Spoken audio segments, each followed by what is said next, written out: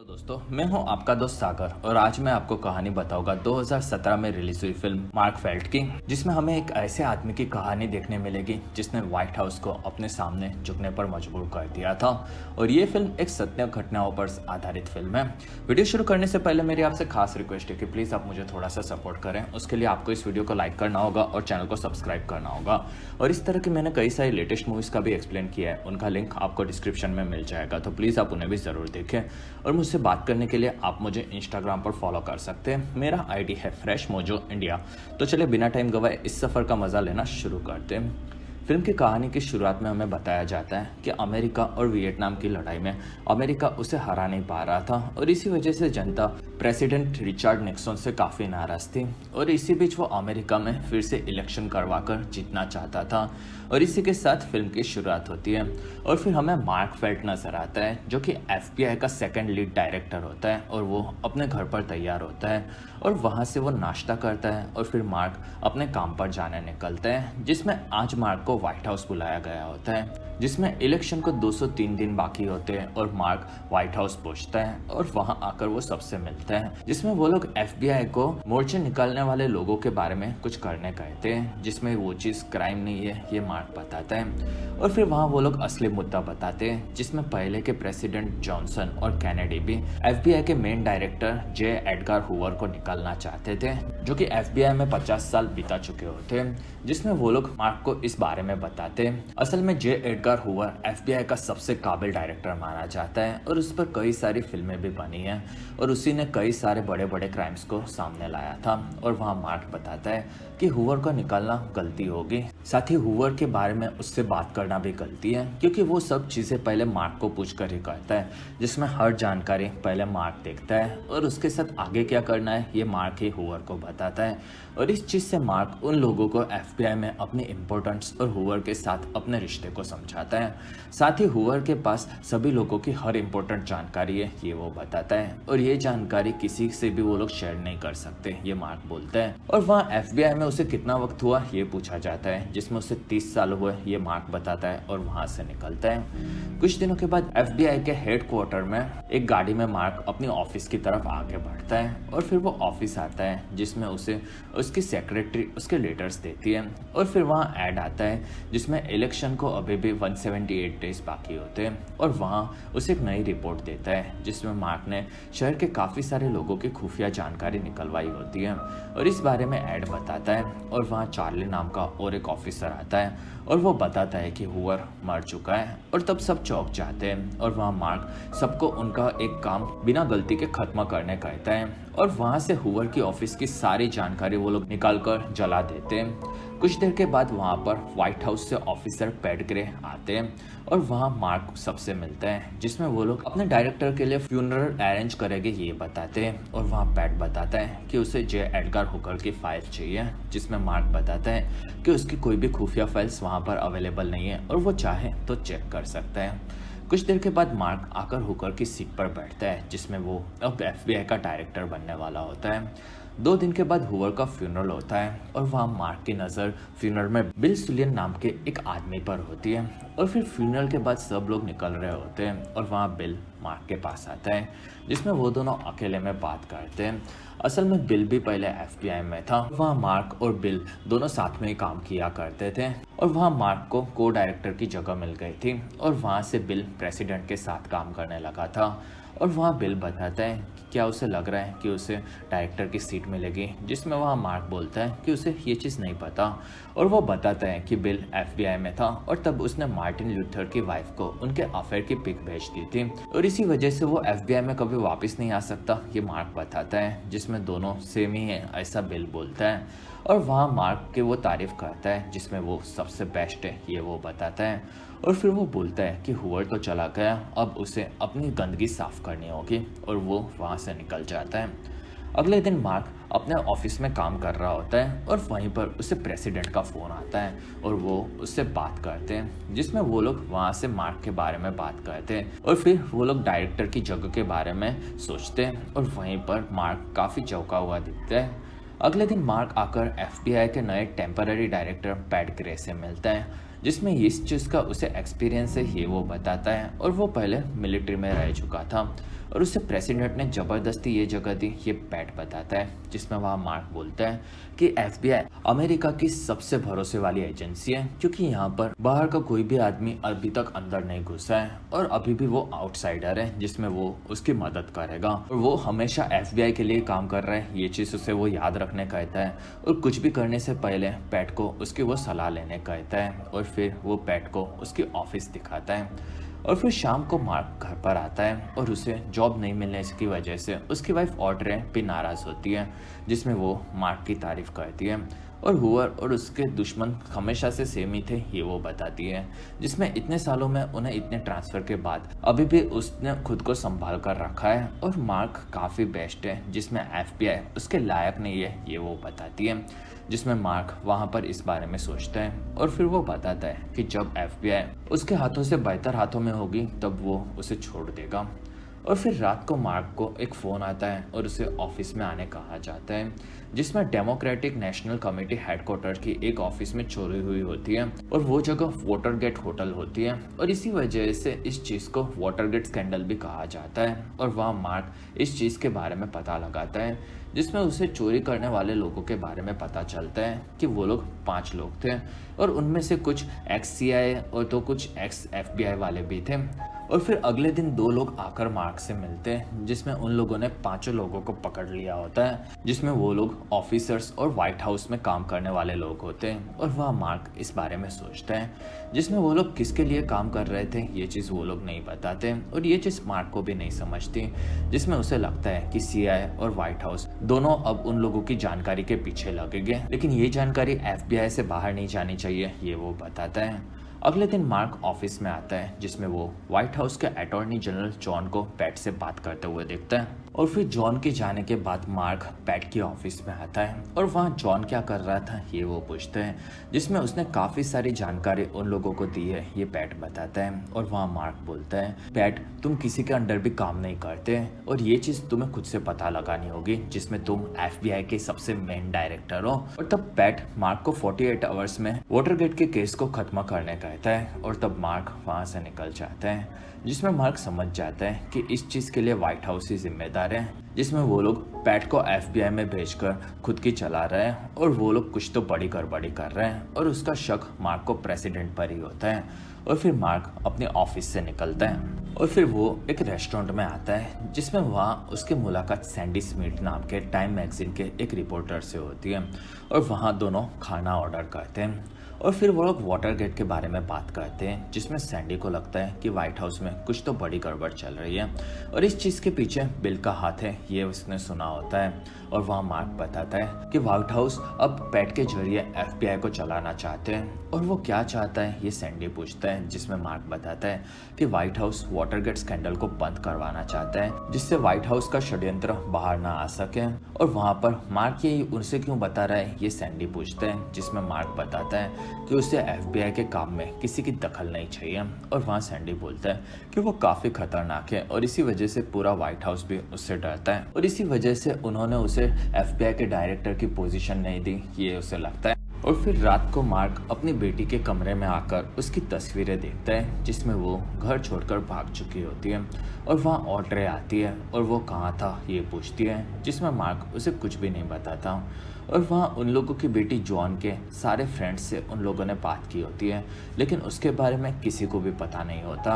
और वहाँ mark FBI की मदद लेने से मना कर देता है और इस चीज़ से ऑड्रे काफ़ी नाराज़ होती है। और फिर एफबीआई के हेडक्वार्टर्स में एफबीआई के मामले को दबाने के बारे में 2 ऑफिसर्स लानो और रॉबर्ट पढ़ते हैं। और फिर वहाँ मार्क आता है, जिसमें व्हाइट हाउस इस मामले को दबा रहा है और वहाँ मार्क बोलता है कि उनकी ऑफिस से कोई रिपोर्टर से बात कर रहा है, जिसमें वहाँ लानो बोलता है कि ये काम उसकी ऑफिस से कोई नहीं कर सकता। और वहाँ मार्क बताता है कि वाटरगेट के फंड को री इलेक्शन में यूज किया जाने वाला था और इस फंड की जानकारी चुराई गई थी और इस चीज से सबसे ज्यादा फायदा फिलहाल निक्सन को ही हो सकता है, जिसमें मार्क के हिसाब से ये आर्टिकल सच्चा है। और फिर वहाँ लानो बताता है कि व्हाइट हाउस के लोग उन लोगों को इस बारे में नहीं पूछेंगे, क्योंकि उन लोगों के पास पहले से ही हर जानकारी होती है। और फिर मार्क अपने ऑफिस में आता है और वहाँ उसे जॉन का फ़ोन आता है। तब मार्क उससे बात करता है जिसमें वो लीक के बारे में पूछता है और FBI से जानकारी कहिए ऐसा उसे लगता है, और वहाँ ये काम व्हाइट हाउस से भी हो सकता है ये मार्क बताता है। साथ ही वो उसे कभी भी फ़ोन करने से मना करता है जिसमें व्हाइट हाउस FBI का ऑर्डर नहीं सुनता ये वो बोलता है, और फिर मार्क फ़ोन कट कर देते हैं। और फिर मार्क वॉशरूम में आकर चार्ली को 2 नाम देता है और उन लोगों के नाम वो व्हाइट हाउस के इंटरव्यू देने वाले रिपोर्टर्स की लिस्ट से निकाल देने कहते हैं, जिसमें चार्ली इस चीज़ के लिए हाँ बोलता है। और फिर चार्ली आकर अपने पूरे काम की लिस्ट पैट को देता है जिसमें पैट वाटरगेट की कितनी जानकारी उसे दी जा रही है इस बारे में पूछता है, जिसमें वहाँ चार्ली बताता है कि वो मेन चीज़ मार्क देखता है, जिसमें मार्क के अप्रूवल के बाद जो भी जानकारी वो देता है वही पैट को दी जाती है। तब पैट उसे जाने कहता है। कुछ देर बाद मार्क अपनी पेंटिंग में लगा होता है और वहीं पर उसे एक फ़ोन आता है और फिर उसे बाहर कार में मिलने के लिए चार्ली और एड आते हैं। तब वो उनसे आकर मिलता है और वहाँ वो 2 रिपोर्टर्स के नाम नहीं होने की जानकारी व्हाइट हाउस में भी पता चली थी और इसके बारे में एड पूछता है, जिसमें वहाँ मार्क बताता है कि ये जानकारी उन्हें पैट ने दी होगी क्योंकि वो लिस्ट चार्ली ने ही पैट को दी थी, और अब उन लोगों को व्हाइट हाउस में जानकारी देने के लिए पैट पर ही शक होता है। कुछ दिनों के बाद मार्क की टीम उनके ये आदमी रॉबर्ट से बात करते हैं जिसमें वो अपनी सारी जानकारी पैट को देता है, और वहाँ इस चीज़ से सब लोग नाराज होते हैं और वो जॉन को भी देता होगा ऐसा मार्क को लगता है, जिसमें वहाँ मार्क बताता है कि वो लोग वाटरगेट के स्कैंडल को बंद करना चाहते हैं जिसमें इतिहास में पहली बार FBI अपना काम नहीं कर पा रहा, और वहाँ मार्क रॉबर्ट को निकलने कहता है। और फिर वहाँ मार्क अपनी पूरी जानकारी देखता है जिसमें वो इस बारे में सोचता है कि वाटरगेट के स्कैंडल के पीछे कौन होगा, जिसमें बाकी लोगों को जॉन पर शक होता है, और वहाँ मार्क को डायरेक्ट निक्सन पर ही शक होता है जो कि उस वक्त का प्रेसिडेंट होता है। और फिर निक्सन एक भाषण देते हुए नजर आता है जिसमें उसका हाथ वाटरगेट में नहीं है ये वो बताता है, और ये न्यूज़ मार्क भी देखता है जिसमें इस बारे में किसी के भी पास कोई भी सबूत नहीं है ये चीज़ भी न्यूज़ में बताई जाती है, जिसमें इस चीज़ के बारे में पता लगाने में FBI और CIA दोनों नाकामयाब हुए ये बताया जाता है। और फिर मार्क को फ़ोन आता है और इलेक्शन को 45 दिन बाकी होते हैं जिसमें मार्क को पेंटागन के एक बॉम्ब ब्लास्ट के बारे में पता चलता है, और वहाँ पैट मार्क को FBI की जानकारी वो यूज़ करेगा ये बताता है, जिसमें मार्क इस चीज़ के लिए तैयार नहीं होता, और वहाँ पैट बताता है कि जॉन की उससे बात हुई है जिसमें व्हाइट हाउस से वाटरगेट का कोई कनेक्शन नहीं है ये खुद FBI अनाउंस करेगी, और ये दोनों ने सोचा है, जिसमें मार्क इस चीज़ के लिए तैयार नहीं होता और तब पैट फ़ोन कट कर देता है। और फिर मार्क एड और चार्ली से बात करता है जिसमें FBI अब पहले जैसा नहीं रहा ऐसा मार्क को लगता है, और वो दोनों को सभी चीज़ें उसे ही बताने कहता है, और वहाँ से उन लोगों को वो बिल की तरह बात करते हुए लगता है जिसमें मार्क भड़क जाता है, और फिर वो बताता है कि FBI को कोई भी कंट्रोल नहीं कर सकता, साथ ही मार्क कभी भी FBI को अपने कंट्रोल से नहीं छोड़ेगा ये बोलता है, और फिर वहाँ से सभी लोग निकलते हैं। कुछ दिनों के बाद FBI के हेडक्वार्टर में सभी लोग FBI और CIA वालों का भाषण देखते हैं जिसमें वो लोग वाटरगेट स्कैंडल में किसी भी व्हाइट हाउस के आदमी का हाथ नहीं है ये डिक्लेयर करते हैं, और इस चीज़ से लानो हंसता है, और फिर टीवी में जॉन इस बारे में बताता है और वहाँ टीवी में हमें मार्क भी नजर आता है। कुछ देर बाद मार्क अपने घर पर आता है जिसमें उसे ऑड्रे बाहर दिखती है,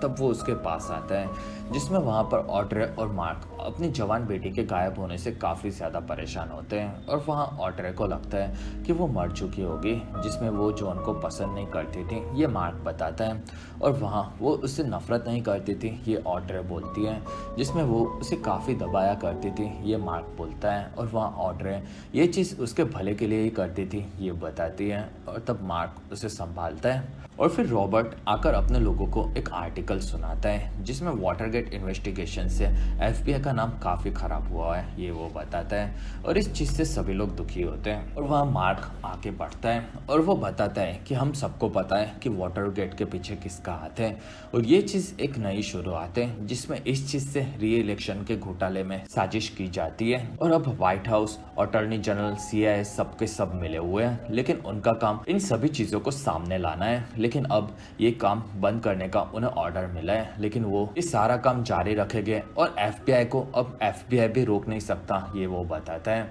और वहाँ मार्क सभी लोगों को वाटरगेट के शक के दायरे में आने वाले हर एक आदमी की जासूसी करने कहता है और सारी रिपोर्ट उसे भेजने कहता है। कुछ दिनों बाद इस जानकारी की फाइल मार्क एक जगह पर बैठकर पढ़ता है और वो इस बारे में सोचता है और फिर वो एक पब्लिक फ़ोन से फ़ोन लगाता है जिसमें वो ये जानकारी सैंडी से शेयर करता है और वो उस वाटरगेट के स्कैंडल में 2 आदमियों के नाम एलेक्स और माइकल देता है और वो उनके बारे में पता लगाने कहता है। और फिर मार्क आकर बॉब से मिलते हैं जो कि एक रिपोर्टर होता है, जिसमें वहाँ उन लोगों की जानकारी आगे नहीं जा रही, ये वो बताता है। और वहाँ मार्क बताता है कि सभी लोग काफ़ी कंफ्यूज हैं और वो पूरे सच को सामने लाना चाहता है, जिसमें ये चीज़ कितनी बड़ी है ये बॉब पूछता है। और वहाँ मार्क बॉब को ये चीज़ इलेक्शन के पहले स्कैंडल अगर बाहर आया तो काफ़ी खतरनाक चीज़ें हो सकती है, ऐसा उसे लगता है। और वहाँ बॉब उसे बताता है कि सभी लोग जानकारी देने वाले आदमी के बारे में पूछते हैं, जिसमें उन लोगों ने उसे डीप थ्रोट नाम दिया है और यह नाम मार्क को काफ़ी घटिया लगता है। और फिर मार्क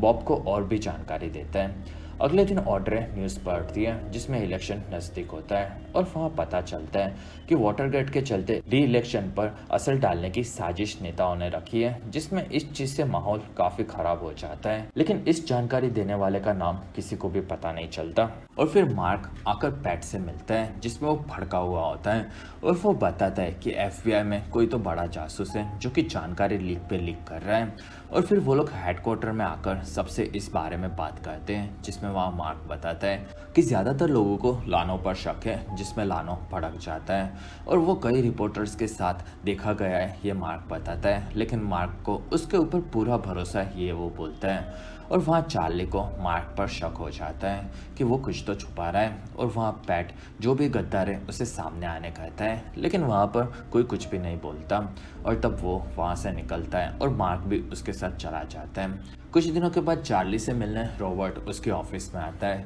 जिसमें पूरे डिपार्टमेंट में काफ़ी सारे लोगों को ट्रांसफ़र किया जाता है, जिसमें रॉबर्ट और चार्ली अलग अलग जगह पर जा रहे होते हैं और वहाँ चार्ली इस चीज़ से खुश नहीं होता।